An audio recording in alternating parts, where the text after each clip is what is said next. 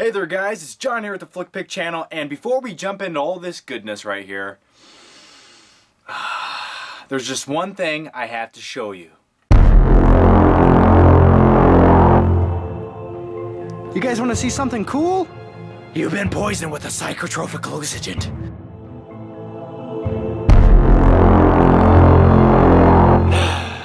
Goddamn working man can't even get a job anymore.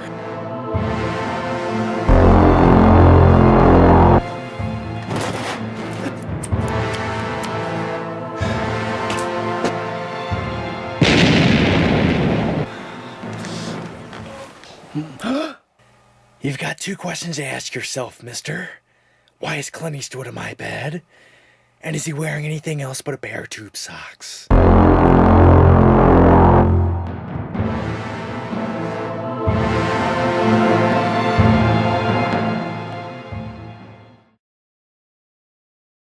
Yeah, I know, that's kind of weird, but you know what? It's cheaper than paying a therapist, and you know what? If you want to subscribe to that, I'll put an annotation to that right there. How's that?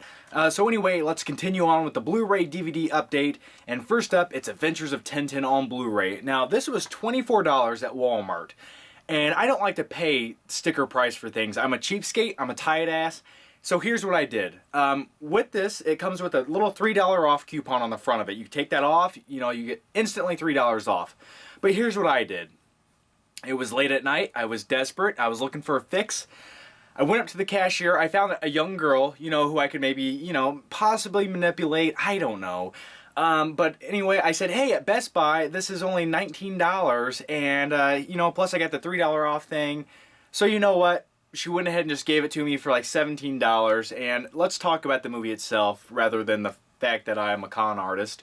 I never seen it in the theater. It's a motion capture film, completely 100% digital animation, and it's made by Weta, which is a Peter Jackson company who did Lord of the Rings, King Kong, basically every good CGI movie that exists. Yeah, they had a part in that. Anyway, you know what? The Adventures of Tintin I wasn't familiar with, but after watching the movie, it's a fun adventure movie. It's a lot like Indiana Jones. It's directed by Steven Spielberg.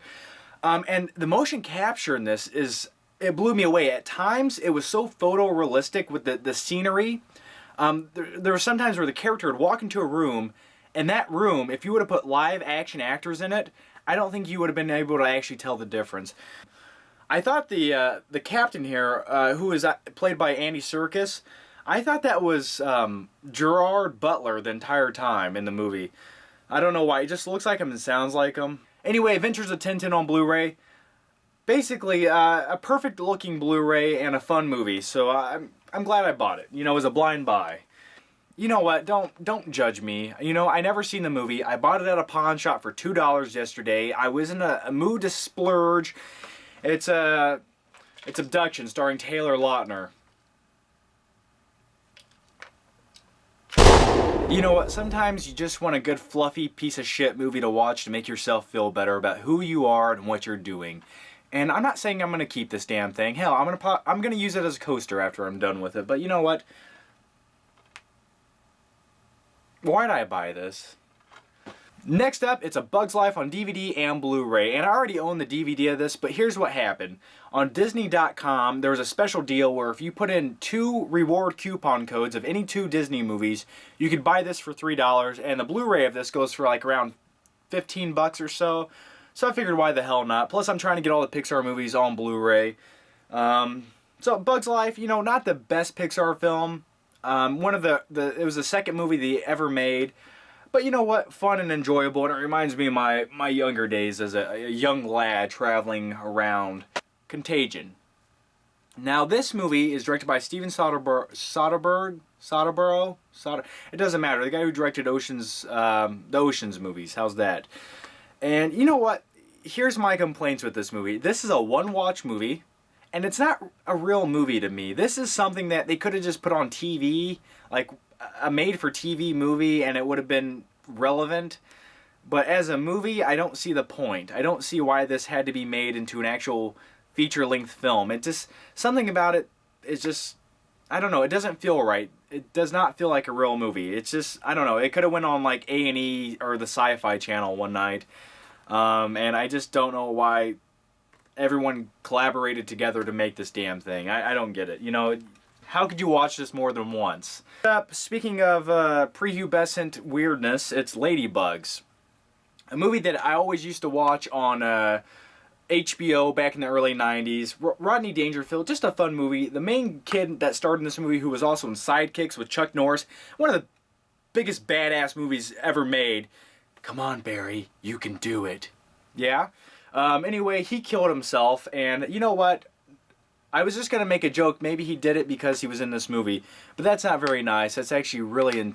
that's not very sensitive of me. And you know what?